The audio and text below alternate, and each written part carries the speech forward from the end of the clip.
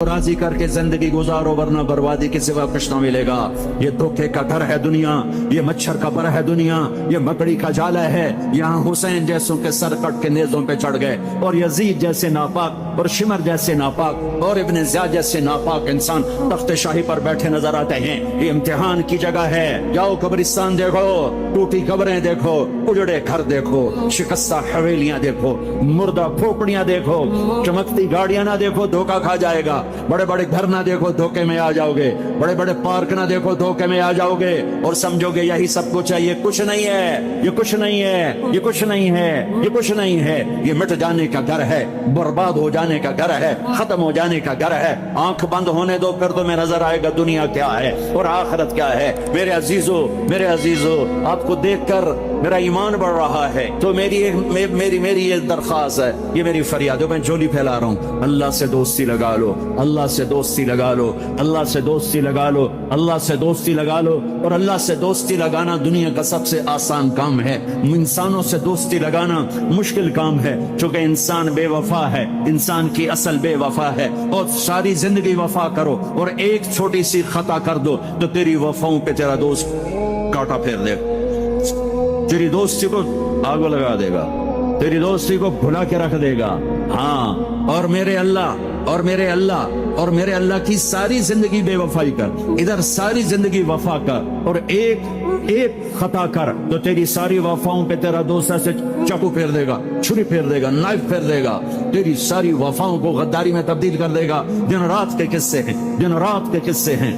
तू अल्लाह के साथ बेवफाई कर और 1 साल नहीं कर, 10 साल नहीं, 100 साल नहीं, 1000 साल नहीं, करोड़ साल नहीं, इतने साल अल्लाह से बेवफाई कर कि जिसको खुद अल्लाह कह रहा है, यब्न आदम लौ बलगत ज़ुनूबुका अनान अस्समा।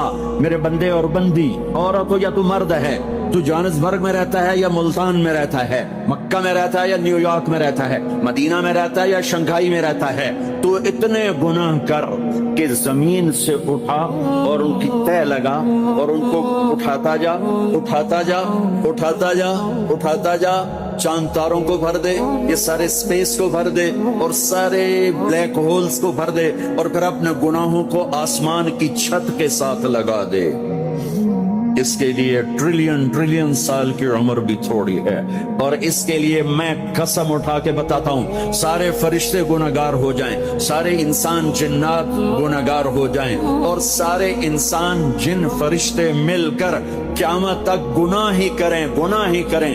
रब्बे ज़ुल जलाल की कसम, वो सूरज तक नहीं पहुंचते, आसमान तो बहुत दूर है। और मेरा अल्लाह कहता है, कोई एक हिंदी, कोई एक पाकिस्तानी, कोई एक गोरा, कोई एक काला, कोई एक औरत, कोई एक मर्द इतने गुनाह करे कि उठाते उठाते उठाते आसमान की छत को लगाए। सारी दुनिया के मुफ्ती कहेंगे पक्का काफिर है, सारे कहेंगे पक्का दोज़खी है, सारे कहेंगे पक्का बेईमान है, सारे कहेंगे सबसे बड़ा बेगैरत है। और मेरा अल्लाह कहता है, मुझे आजमा, मेरी दोस्ती को आजमा। आधी जबान से कहना या अल्लाह माफ कर, तो मैं तेरे सारे माफ कर दूंगा, वला उबाली, मुझे परवाह भी ना होगी। उन पे सदका वाजिब है। या रसूल अल्लाह, इल्लम यस्तते, ना हो पैसा तो क्या करे? तो सुनो अपने नबी की बात, यामल बियदैहि, यामल बियदैहि व युनफिकु अला नफ्सिही व यतसद्दक। तो उसे चाहिए कि वो बाजार में जाके मजदूरी करे, वो खेत में जाके मजदूरी करे, वो मंडी में जाके मजदूरी करे और मजदूरी से पैसे कमाए, कुछ अल्लाह के नाम पे सदका करे और कुछ अपने ऊपर खर्च करे। खर्च करना इतना जरूरी है, ये बदनी इबादत के साथ माली इबादत है जिससे नफ्स पाकीज़ा होता है। अगर नहीं है तेरे पास तो खर्च, तो मजदूरी कर, मजदूरी से माल बना, कुछ अपने ऊपर खर्च कर, कुछ गरीबों पर, कुछ अपने जैसे और गरीबों पर खर्च कर, अपनी इबादत बनाओ। अपने मुसल्ले पे बैठे रहना मतलूब नहीं है, एतदाल है। मेरे नबी ने नमाज लंबी पढ़ी तो अल्लाह ने रोक दिया, मा अंज़लना अलैकल कुरआन लितशक़ा।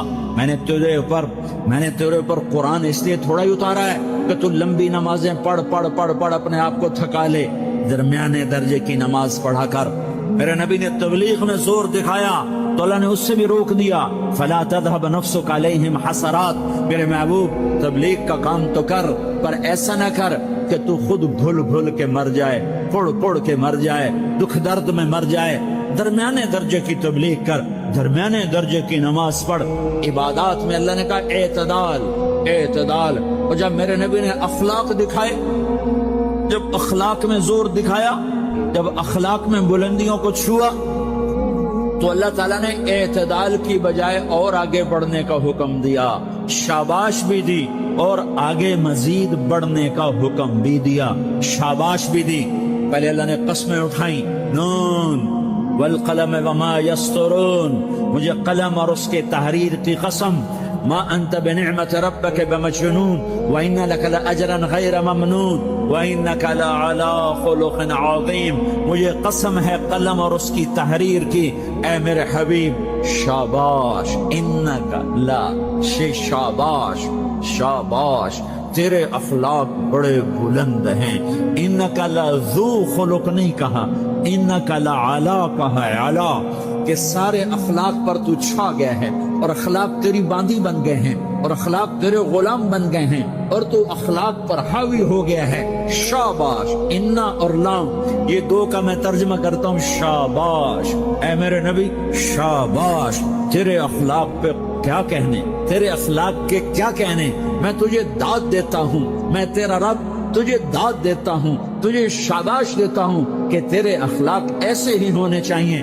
یہ نہیں کہا تھوڑی آنکھیں دکھا، یہ نہیں کہا ذرا زبان میں تیزی لا، یہ نہیں کہا ذرا نظروں کے تیر برسا، یہ نہیں کہا قہر آلود نظروں سے دیکھ، یہ نہیں کہا کہ چہرے کو عبوس بنا، یہ نہیں فرمایا کہ تھوڑے کم کر، نہیں نہیں، انکا لا، انکا لا، لام اور انا، یہ لام اور انا مل کر کیا بنتا ہے؟ شاباش۔ جیسے استاد شاگرد کے کندھے پر، کمر پر، پیٹھ پر ہاتھ مار کہتا ہے بیٹا شاباش، تو نے بڑے اچھے نمبر لیے، تو میرا اللہ کہتا ہے میرے محبوب شاباش۔ اپنے نبی کی کمر پہ اللہ ہاتھ مارتا ہے، کہتا میرے حبیب شاباش، تیرے اخلاق بڑے بلند ہیں۔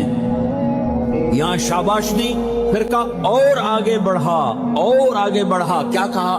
وَخْفِضْ جناحك للمؤمنین، وَخْفِضْ جناحك لمن اتبعك من المؤمنین، اے میرے محبوب ایمان والوں کے آگے بچھ جاؤ، ایمان والوں کے آگے بچھ جاؤ، اپنے پر پھیلا دے۔ آدمی کے پر تو نہیں ہوتے، بازو ہوتے ہیں۔ پرندہ پر کب پھیلاتا ہے؟ جب وہ زخمی ہو کے گرتا ہے اور اڑنے کی طاقت ختم ہو جاتی ہے تو اپنے پروں کو یوں پھیلا دیتا ہے اور پھر وہ ذبح ہونے کے لیے تیار ہوتا ہے۔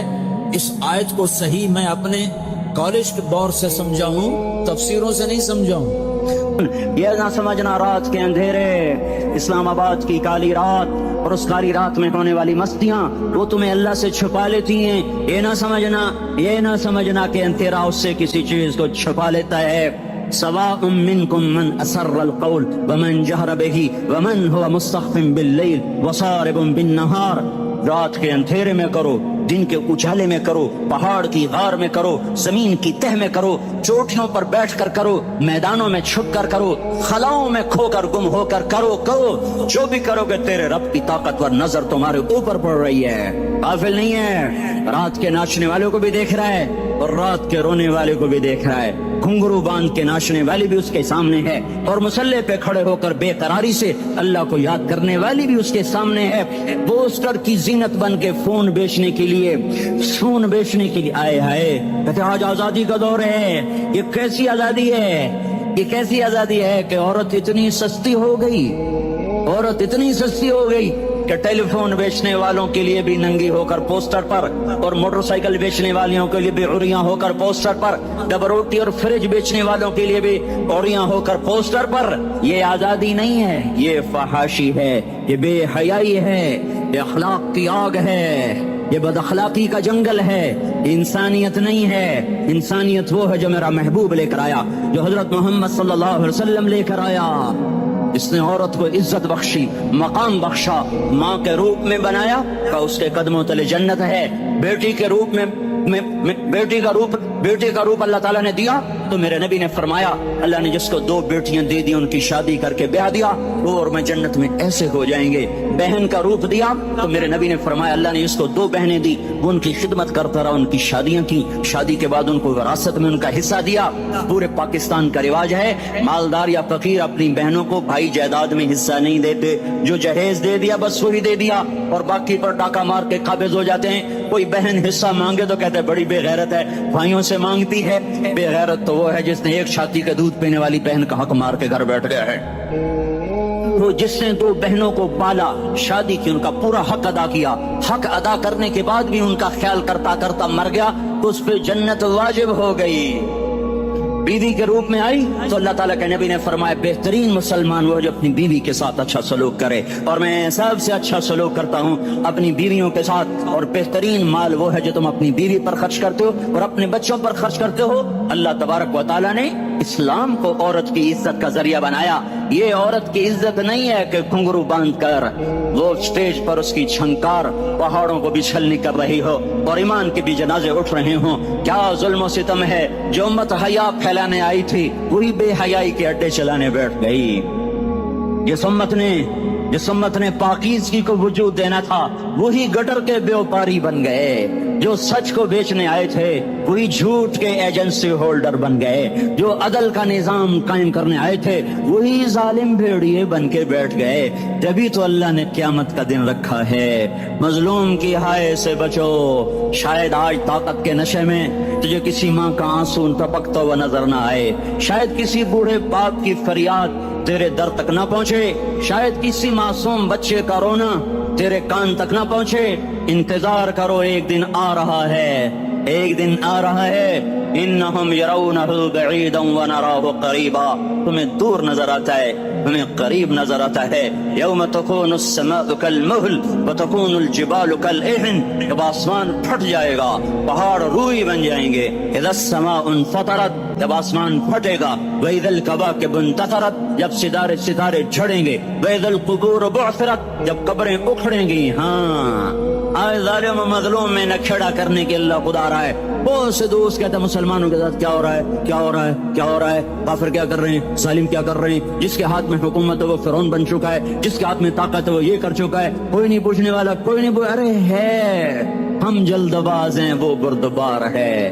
ہماری طبیعت میں جلدی ہے, اس کی طبیعت میں بردباری ہے. اس ظالم کو بھی دیکھ رہا ہے, مظلوم کی آہیں سسکیاں بھی سن رہا ہے. غافل نہیں ہے, اللہ کا عرش ہلتا ہے جب مظلوم کپ کپاتا ہے. مظلوم کافر بھی ہوگا تو اللہ اس کا ساتھی بن جائے گا. مظلوم کی کوئی برادری نہیں اللہ کے دربار میں, مظلوم کی ایک ہی برادری ہے, وہ مسلمان ہو, وہ ہندو ہو, وہ تہریہ ہو, وہ کافر ہو, یہودی ہو, عیسائی ہو, بدھ مت ہو, بت پرست ہو, آتش پرست ہو, مظلوم ہے تو اللہ اس کے ساتھ ہے. دعوت اصلاح ناصر خان اسلامی کیسٹ ہاؤس, بیرون کچہری گیٹ, اشرف روڈ, سرائے فقیر خان. بے خور خواہ کی د ناصر خان سرار ساتھ ملاوی گی او د دین علاوہ د دینی تقارر کیسٹ بم تاثرہ د دې دکان نہ ترلا سکی دیشی. ارے اللہ کے قدموں میں جھکو, اللہ کو منا لو, حکومتوں کے پیچھے مت پڑو. وہ ظالم ہے تو صبر کرو, ان قریب اللہ آ رہا ہے. وہ عیاش ہے تو صبر کرو, ان قریب اللہ آ رہا ہے. افسر راشی ہے تو صبر کرو, ان قریب اللہ آ رہا ہے. ہاں تم دیکھتے نہیں ہو, یہاں حسین کا سر نیزے پہ چڑھ گیا اور یزید تخت پہ بیٹھا رہ گیا. ابن زیاد نے فتح کا جھنڈا لہرایا اور آل رسول کے لاشیں تڑپا دیے گئے. اللہ کی قدرت اور سنت میں غور تو کرو. ضروری نہیں جن سے راضی ہو ان کے جھنڈے لہرائے, جن سے راضی ہوتا ہے ان کو کبھی یوں بھی کر دیتا ہے.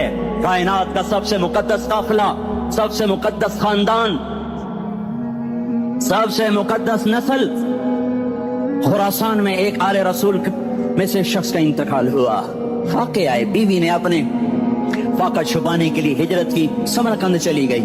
وہاں پہنچی تو ایک والی سمرقند کے پاس گئی. مسافر ہوں, پردیسی ہوں, رات کے لیے ٹھکانا چاہیے، بچوں کے لیے خوراک چاہیے، میں آل رسول میں سے ہوں۔ اس نے کہا کوئی گواہ لاؤ، تو آل رسول میں ہے؟ تو میں تو پردیسی ہوں، میرا تو کوئی گواہ نہیں۔ وہ کہنے لگا یہاں ہر دوسرا آدمی کہتا میں آل رسول ہوں۔ وہ پریشان ہوئی، کسی نے کہا وہ جو پارسی ہے نا آتش پرست بڑا سخی ہے، اس کے پاس چلی جا۔ اس کو جا کر بتایا میں آل رسول میں سے ہوں اور میں پردیسی ہوں، مجھے 1-2 رات کا ٹھکانہ چاہیے جب تک کہ میں اپنا کوئی روزگار نہ بنا لوں۔ اس نے اس کو گھر میں ٹھکانہ دیا۔ رات کو والی سمرقند نے خواب دیکھا کہ وہ جنت میں ہے اور ایک عالی شان محل ہے، اس کے دروازے پر حضرت محمد صلی اللہ علیہ وسلم کھڑے ہوئے ہیں، اور یہ آ کر کہتا ہے یا رسول اللہ یہ کس کا گھر ہے؟ تو آپ نے فرمایا ایک مسلمان کا گھر ہے۔ تو اس نے کہا یا رسول اللہ میں بھی مسلمان ہوں۔ تو آپ نے فرمایا اپنے اسلام پر گواہ پیش کرو، اپنے اسلام پر گواہ پیش کرو۔ تو ایسے کانپ گیا۔ پھر آپ نے فرمایا میری بیٹی آئی تو تو نے کہا گواہ پیش کر، تو بھی اپنے اسلام پر آج گواہ پیش کر۔ آل رسول سے تجھ سے وہ ضرورت کے وقت آئی اور تو نے گواہ مانگے۔ یہ خاندان ہے، یہ خاندان کائنات کا افضل ترین۔ اس کی آنکھ کھلی، اس کی ہائے ہائے چیخ پکار، او بھائی وہ بچے وہ عورت کہاں چلی گئی؟ کہ وہ پارسی سردار لے گیا جو صبح صبح دھما دھم اس کا دروازہ جا کر کھٹکھٹایا، او بھائی منہ مانگا انعام لے لے، وہ خاندان مجھے واپس کر دے۔ تو اس کی آنکھوں میں آنسو آ گئے۔ کہا آقا سودا بن دیکھا تھا تو ہو جاتا، دیکھنے کے بعد سودا نہیں ہے۔ میں اس گھر اس عورت اور ان بچوں کو پناہ دیتے ہی اللہ نے میرا دل کھولا، میں مسلمان ہو گیا، میرے بچے بھی مسلمان ہو گئے۔ میں شام تک پارسی تھا، میں سویا ایمان کے ساتھ، اور جس وقت تم خواب دیکھ رہے تھے اسی وقت میں بھی وہ خواب دیکھ رہا تھا۔ جب تجھے دھتکارا جا رہا تھا تو مجھے اللہ کے رسول کہہ رہے تھے یہ محل تجھے دیتا ہوں، یہ محل تجھے دیتا ہوں۔ اس خاندان کے 16 پھول خاک و خون میں لوٹے ہوئے تھے۔ 2 سال کے بچے عبداللہ، ہائے ہائے، اور 2 سال کا بچہ تو دشمن کا بھی پیارا لگتا ہے، اور یہ تو آل رسول تھے۔ عبداللہ 2 سال کا، ان خبیثوں نے اس کا سر بھی کاٹ کے نیزے پہ لٹکا دیا۔ اور جب حضرت زینب نے پیچھے مڑ کے دیکھا، اوئے ہوئے سر کٹے ہوئے تڑ پڑے ہوئے، دفن بھی نہیں کیا، تو ان کی زبان سے نکلا یا محمدہ یا محمدہ صلی علیک الالہ وملک السماء هذا حسین بالعراء مزمل بالدماء مقطع الاعضاء بناتك صبايا وذريتك مقتلة تصفي عليها الصبا یا رسول اللہ یا محمد، او ہمارے نانا آجا، تجھ پر اللہ کا درود و سلام ہو، فرشتوں کا سلام ہو۔ آج اپنے حسین کو دیکھو، آج اس نے آج اس کی مہندی ہو رہی ہے۔ آج اس کی مہندی کس چیز سے ہو رہی؟ اپنے خون سے مہندی رچائی جا رہی ہے۔ آج اس نے سرخ پوشاک پہنی ہوئی ہے، کس چیز سے؟ اپنے ہی خون کی پوشاک ہے۔ جیسے گلاب کے پھول کی پتیاں بکھر جاتی ہیں، وہ مقطع الاعضاء، آج دیکھو اس کا جسم ٹکڑے ٹکڑے ہوا پڑا ہے۔ کفن دینے والوں نے کفن نہ دیا تو ہواؤں نے آگے بڑھ کر گرد و غبار سے ان کے جسموں کو چھپا دیا۔ آج تیری بیٹیاں قید ہو گئی ہیں، اولاد تیری قتل ہو گئی ہے۔ یہ امتحان کا جہان ہے، یہ امتحان کا جہان ہے۔ ظالم دندناتے ہیں، مظلوم پستے ہیں۔ آج آ گیا، آج میرا اللہ آ گیا۔ جسے آخرت کا یقین ہو اور جو اللہ پر ایمان رکھتا ہو، شراب زنا سے بچتا ہو، اللہ کا فرما بردار ہو، وہ کانوں میں انگلیاں دے لو، آنکھوں پہ پٹی باندھو، تمہارا اللہ تمہارے ساتھ ہے۔ دنیا میں کمی آئے گی تو آخرت میں پوری کر کے دکھائے گا۔ زیادتی کرنے والوں کو گرفت میں لا کر دکھائے گا۔ ان بطش ربک لشدید، ان بطش ربک لشدید انہ هو یبدئ ویعید۔ آج اپنے رب کی پکڑ دیکھ، وکذالک اخذ ربک اذا اخذ القری وہی ظالمہ ان اخذہ علیم شدید۔ آج اللہ کی پکڑ دیکھو، میرا اللہ آیا، فرشتے آئے، عرش آیا، وہ جنت آئی للمتقین، وہ جہنم آئی للغاوین، برزت الجحیم للغاوین، ازلفت الجنت للمتقین، قل صراط آیا ان منکم الا واردھا، ترازو آیا، نضع الموازین القسط لیوم القیامہ۔ میرا اللہ خود آیا اور بولا یا عبادی انی انصت لکم منذ ان خلقتکم الی یوم احییتکم ھذا۔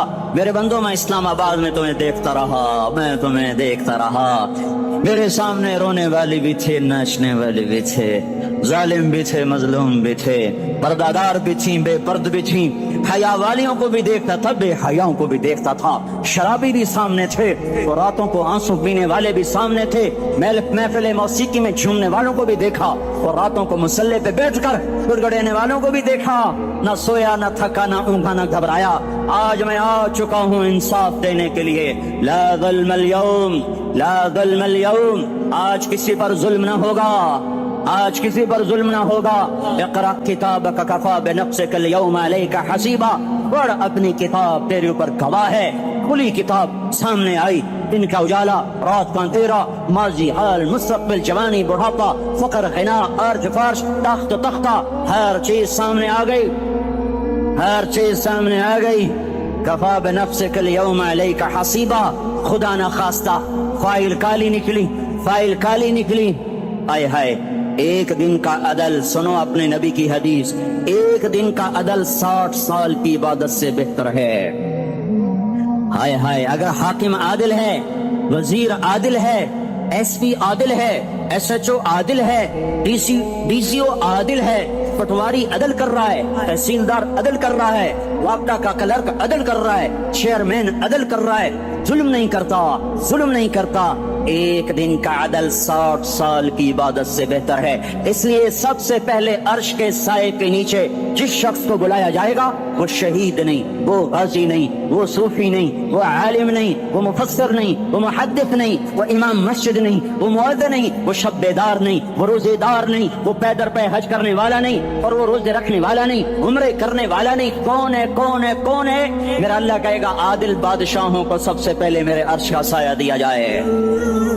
عادل وزیر صاحب آ جاؤ، عادل وزیر اعلیٰ، عادل وزیر اعظم، عادل صدر، عادل بادشاہ، عادل آئی جی، عدل والا ڈی آئی جی، عدل والا ایس ایس پی، عدل والا ڈی ایس پی، عدل والا انسپیکٹر، عدل والا سب انسپیکٹر، عدل والا ایس ایچ او، عدل والا حوالدار، عدل والا سپاہی، آ جاؤ آ جاؤ آ جاؤ، آج تمہیں اللہ اپنے عدل کا، اپنے عرش کا سایہ دے گا۔ عدل کرنے والا قاضی، چاہے وہ سول کورٹ میں ہو چاہے وہ سپریم کورٹ میں ہو، اگر اس کا قلم فروخت نہیں ہوتا، اگر اس کا قلم فروخت نہیں ہوتا تو سب سے پہلے اسے عدل کا، اسے عرش کا سایہ ملے گا۔ جہاں عدل فروخت ہو جائے اس ملک کو سونے چاندی کی بارش بھی نہیں سرسبز کر سکتی۔ جہاں عدل بک جائے اور مظلوم سسک جائے وہاں دریا پانی سے نہ بہتے ہوں۔ اب تو ہمارے پانی کے دریا بھی سو گئے، اسے سندھ تاج کے معاہدے نے نہیں سلایا، انہیں ہمارے ظلم نے سلایا ہے۔ ہماری وادیاں ایسے نہیں خشک ہو گئیں، یہ بہتے دریا ایسے نہیں سو گئے، یہ اس لیے سوئے ہیں کہ یہ دھرتی ظالموں سے بھر چکی ہے۔ یہاں کا چپڑاسی بھی ظالم ہے، یہاں کا ریڑھی والا بھی ظالم ہے کہ ماں کو بھی گالیاں دیتا ہے، باپ کو بھی دھکے دیتا ہے۔ اذان سن کر ریڑھی والا بھی مسجد میں نہیں آتا، وزیر اعلیٰ بھی مسجد میں نہیں آتا۔